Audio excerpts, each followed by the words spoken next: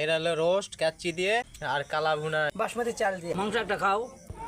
মামা তো সেই মাংস কোটা পারে। মাংস তো একবারে পিস কে খুলিচ্ছে, মানে মাংস তো জোড়াও চিনি।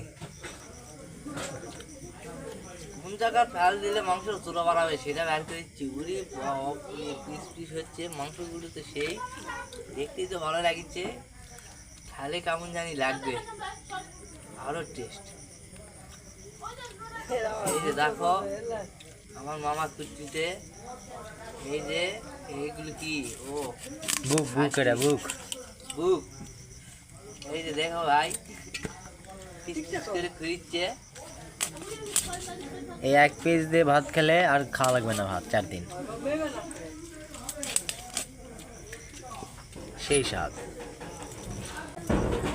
এই সা কাঁচা মাংস খাবো নাকি মামা? হ্যাঁ মাংস একটা খাও, সেই স্বাদ। এই যে মাংসটা দেখছো, পিওর মাংস, খাও। বেশ কি খাও। পুরো তেল নাই তো মামা মাংস। তেল বের খেলিছি, তেল সাজারি করে বের খেলিছি। এবার কিছু কিছু ঠিকই দিছে যাই জিনিস। ওগুলা রোস্ট হবে, রোস্ট হবে। এলা রোস্ট একবারে একবার roast কাচ্চি হবে। বিরিয়ানির সাথে রোস্ট, সেই স্বাদ। ওগুলা রোস্ট হবে আর এলা কালা ভুনা। এলা কালা ভুনা। কালা রোস্টের সাইডটা বড় হয়ে গেছে, এর মধ্যে রাখ ফেল হবে। এলা ঠিক আছে। দানা বুকা এগুলো আমরা এরা খাবো না। এরা কি কালা কালা কালা ভুনার সঙ্গে এগুলো হুম নাকি? কালা ভুনা। এটা কল যা